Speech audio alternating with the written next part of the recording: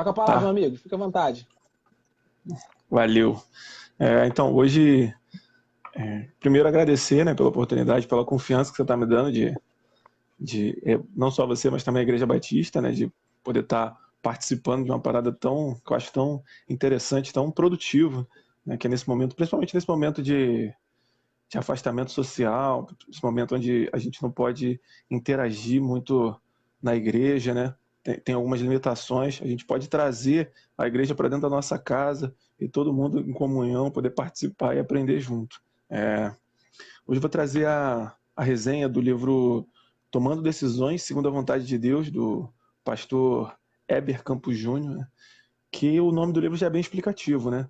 Ele tenta trazer uma luz sobre essa questão da vontade de Deus. Ele diz que o ponto principal dele tentar trazer esse livro é porque tem uma grande quantidade de material já disponível sobre isso, mas esse material não parece suprir a necessidade do povo cristão, né?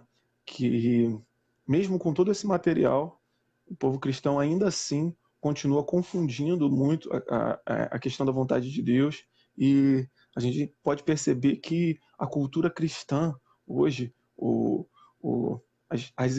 a igreja brasileira, né, é uma igreja que não parece ter entendido muito bem aquilo que Deus quer para a igreja, né?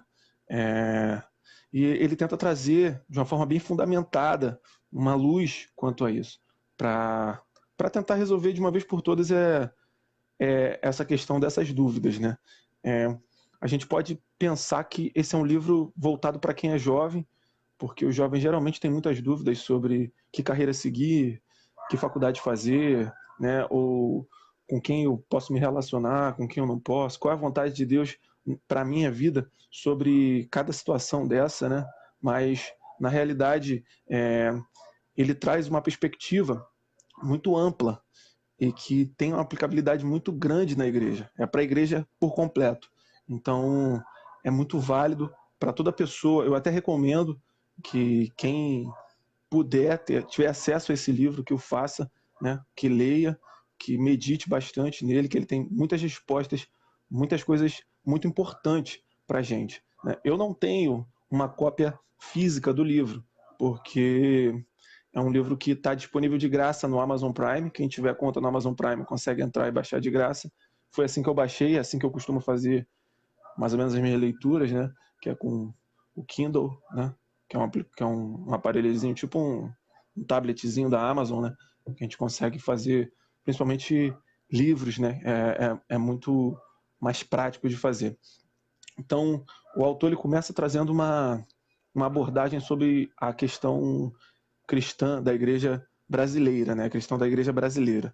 Ele fala que existe muita confusão sobre o tema porque tem um material muito grande disponível, e esse material, por ser muito grande, por ser muitas pessoas falando sobre isso, em alguns momentos essas pessoas acabam ensinando coisas contraditórias, e nem sempre essas pessoas estão bem fundamentadas na palavra de Deus, até por isso que sai alguma coisa contraditória, né? Ele fala que a gente tem o costume de a gente tem alguns chavões na igreja, né, como Deus tem um plano maravilhoso para a sua vida, o melhor de Deus ainda está por vir, e a gente acaba usando isso como forma de consolo para as pessoas, né, principalmente quando elas estão passando em algum momento de dificuldade. A gente tenta, que não é nada de errado isso, você tentar consolar a pessoa, você ajudar essa pessoa nesse momento de dificuldade, mas a gente acaba passando uma ideia equivocada daquilo que do que esses termos significam, né? A gente acaba despertando nessa pessoa como se fosse assim: se Deus tem um plano maravilhoso para mim, né? Se Deus tem um plano maravilhoso para minha vida, eu vou procurar esse plano maravilhoso. Deus vai me revelar, vou buscar. Deus vai me revelar esse plano e eu vou resolver todos os meus problemas e vou viver uma vida super feliz, né? E não é bem assim que funciona isso, né? É meio que o contrário, na verdade. A vida de um cristão é uma vida permeada é, de momentos difíceis, né? A gente pode ver na história da igreja, na história dos apóstolos, como foi o processo de vida deles, como foi principalmente a morte deles, né? Paulo foi preso várias vezes, né? Outros foram crucificados. Um foi crucificado de cabeça para baixo, outros foram decapitados. Então, a vida do cristão, ela, na verdade, conduz para uma certa quantidade de sofrimento, né? Nessa perspectiva, a gente acaba pensando, a pessoa acaba pensando, até mesmo a gente, às vezes, acaba pensando que pode convencer Deus de revelar para nós aquilo que ele tem para a gente viver uma vida super tranquila. Quando eu estava lendo essa parte, eu até lembrei um pouco da minha adolescência, quando eu jogava, ainda jogo videogame, né? Mas quando eu jogava mais, né? Eu tinha um jogo que eu adorava, que era o God of War, que era para PlayStation 2, e era um jogo muito difícil, tinha alguns enigmas que você tinha que resolver conforme você ia avançando no jogo. E teve um que eu fiquei preso nele, cara, mais de um mês. Eu já tinha até desistido. Aí eu pensei, falei assim, cara, será que na internet eu consigo achar resposta para isso? Naquela época a gente não tinha essa quantidade de informação que a gente tem hoje na internet, né? Aí eu fui, pesquisei, achei, encontrei o que eu precisava, passei da fase, consegui finalizar o jogo. E eu consegui relacionar um pouco com isso. A gente acaba achando que Deus é como se fosse uma internet melhorada, em que a gente vai lá, faz uma sequência de orações, cumpre faz alguns propósitos, né? Faz jejum, e Deus vai revelar a vontade dele para a gente, e a gente vai acabar descobrindo um mapa que a gente tem que seguir e viver uma vida tranquila, né? Aí isso acaba criando uma confusão, né? A gente acaba criando pessoas que não entendem como se relacionar com Deus, como uma relação com Deus tem que ser, entendeu? A pessoa cria expectativas erradas sobre daquilo que ela pode conseguir de Deus, né? E acaba alimentando um relacionamento que não é sadio, porque essa pessoa acaba querendo oferecer alguma coisa a Deus que Deus não está querendo, em troca de alguma coisa que ela não pode ter de Deus, entendeu? Nesse sentido, para ilustrar isso, ele fala que por que algumas coisas a gente não consegue ter de Deus, né? Ele diz que a gente tem a vontade revelada de Deus e a vontade secreta de Deus. A vontade secreta é aquela que Deus não tem a obrigação de revelar a você. Simples assim.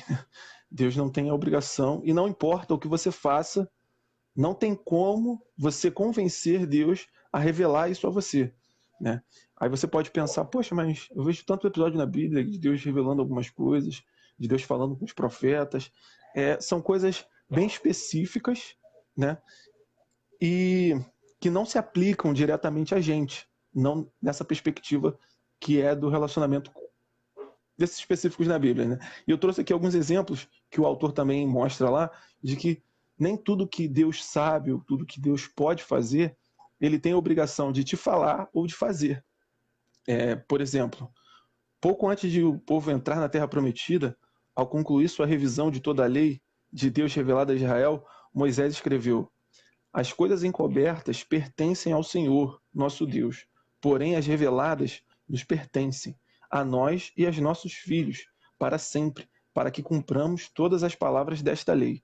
Ou seja, Deus, quando estava se relacionando ali com o povo, estava se dando a conhecer ao povo, ele revelou muitas coisas a eles, mas outras coisas ele não revelou. E Moisés, nessa passagem, mostra que aquilo que ele revelou é nosso por direito, a gente tem o direito de conhecer, mas aquilo que ele não revelou compete a Deus e a gente não tem como acessar isso. Em Romanos 11, 33, 34 diz: ó profundidade das riquezas, tanto da sabedoria como da ciência de Deus. Quão insondáveis são os teus juízos e quão inescrutáveis os teus caminhos. Porque quem conheceu a mente do Senhor, ou quem foi seu conselheiro? Né? Nesse sentido, dá para a gente perceber que tem coisas que são muito acima até daquilo que a gente consegue compreender. Então, se tornam impossíveis de a gente conhecer. Continuando, Atos 1, 6, 7 diz: aquele, pois, que se haviam reunido, perguntaram-lhe, dizendo: Senhor, restaurarás tu neste tempo o reino a Israel? e disse-lhes: não vos pertence saber os tempos ou as estações que o Pai estabeleceu para seu próprio poder. Marcos 13:32 diz: mas daquele dia e hora ninguém sabe, nem os anjos que estão no céu, nem o Filho, senão o Pai. Então, se nem Jesus Cristo tem acesso a algumas informações, quem dirá nós que somos tão menores que ele, né? Mas a vontade de Deus é revelada. A gente pode acessar a vontade de Deus da maneira correta, né? A própria palavra nos diz em Efésios 5:17, procurai compreender qual é a vontade do Senhor. Nesse versículo, o autor faz uma exposição bem profunda sobre esse versículo, destacando 2 pontos, né? Principalmente a parte procurar e conhecer a vontade do Senhor. Primeiro, que se Paulo orienta a gente a procurar conhecer, é porque essa vontade pode ser conhecida. E segundo, que nós precisamos procurar conhecer. A gente precisa sair da nossa zona de conforto, da nossa indiferença à palavra de Deus e nos aprofundarmos nisso. Ele faz uma exposição depois dizendo o seguinte, que a vontade secreta não compete a nós conhecermos, que a vontade revelada é nossa obrigação conhecer. E essa vontade revelada é a palavra de Deus, é a própria Bíblia, né?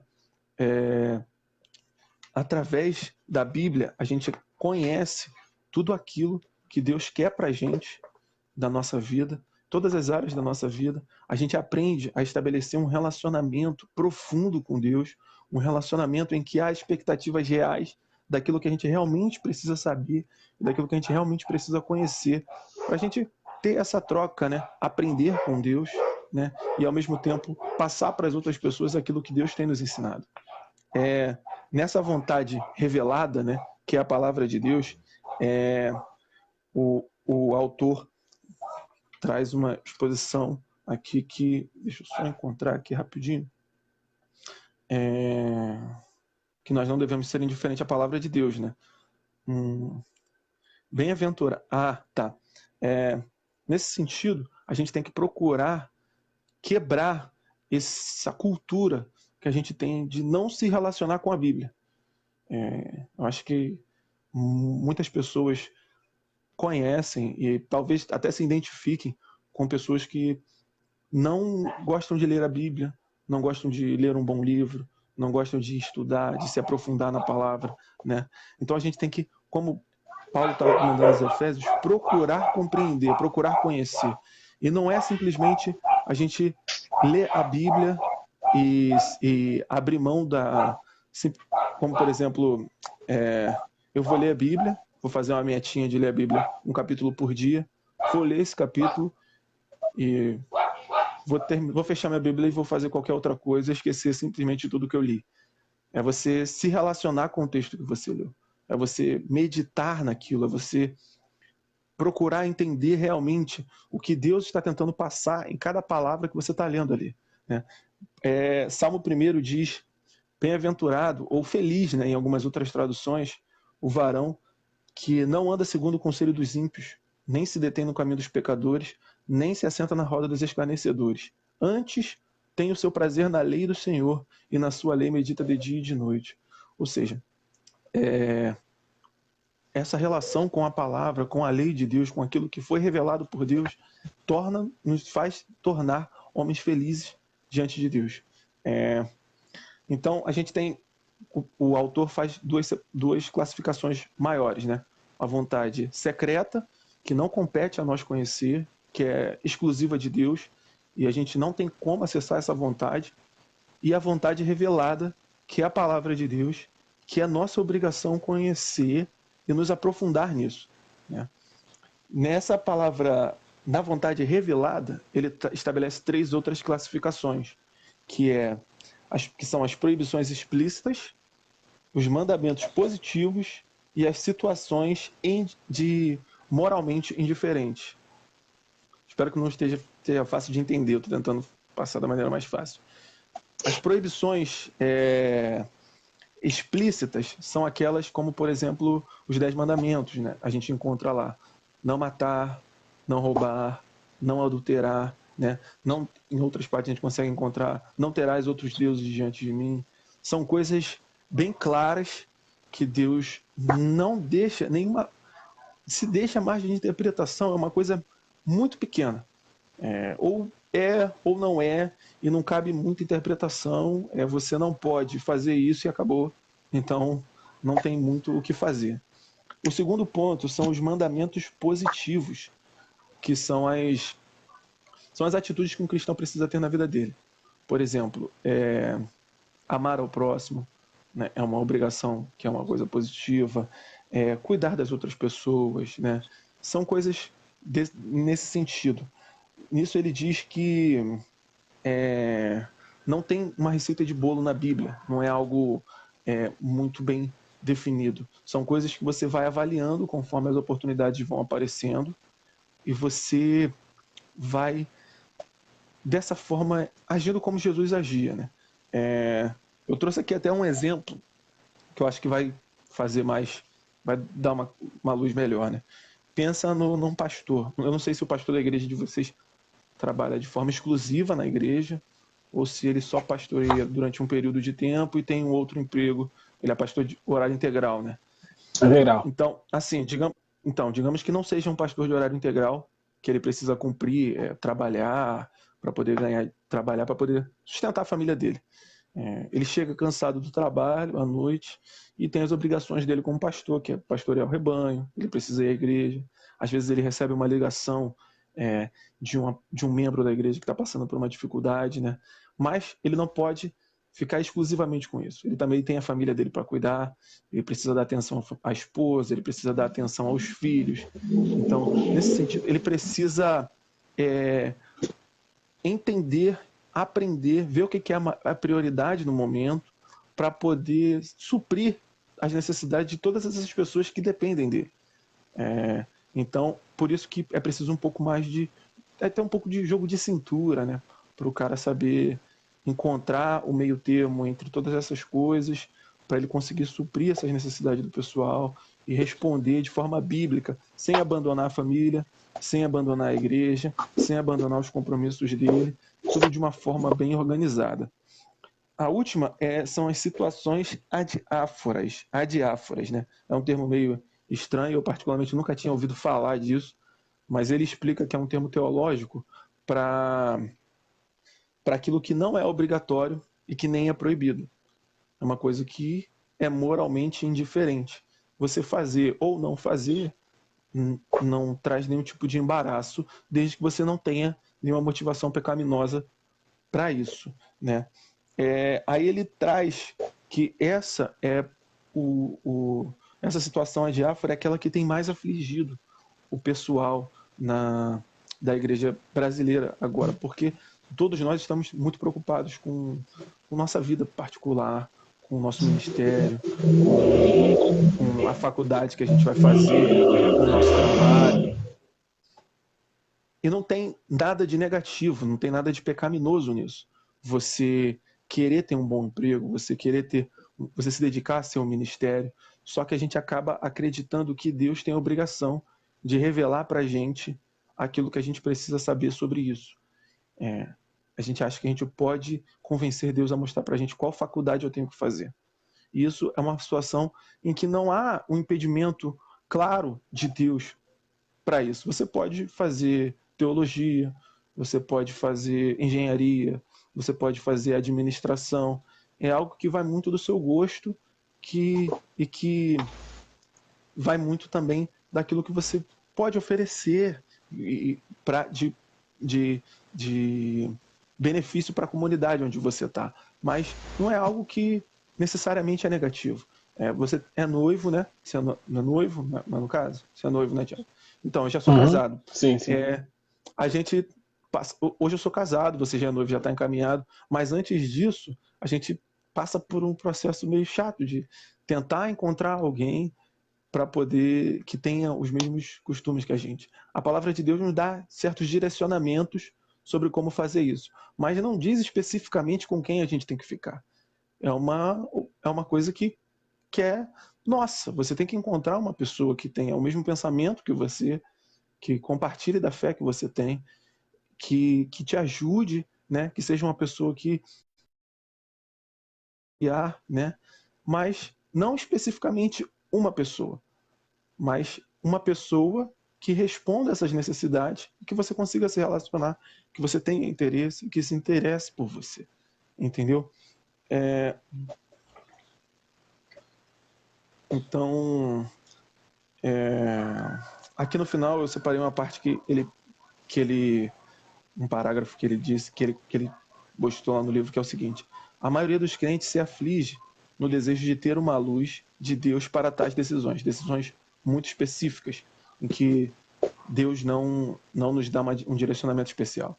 Por um lado, não espere por orientação especial do Senhor em áreas que ele já revelou a sua vontade. Isso seria menosprezar as Escrituras. Por outro lado, não pense que ele lhe dará coordenadas para cada decisão específica da sua vida. As Escrituras são a norma para que tomemos decisões a partir dos princípios bíblicos. Ou seja, nessas situações adiáforas, a gente consegue orientações na Bíblia, mas Deus não vai dar para a gente uma carta, né? um mapa para que a gente evite o sofrimento e consiga resolver tudo isso de uma maneira simples e indolor, né? Então, assim, para apresentar um resumo final, né? O resumo final assim, entender que a gente precisa, que a vontade de Deus tem duas faces. Uma secreta, que não compete a nós conhecer, tá? E uma outra que é revelada, que nessa vontade revelada a gente vai ter os mandamentos, que a gente não pode, coisas que a gente não pode fazer, coisas que a gente deve fazer, e que Deus vai dar a gente condições e sabedoria para cumprir isso de maneira satisfatória. E a terceira face disso são as situações adiáforas, né, que são aquelas que a gente também só vai encontrar um direcionamento para a gente tomar nossas decisões, mas que são coisas nossas, da nossa vida, que compete a nós decidir. Não tem como a gente passar essa responsabilidade para Deus.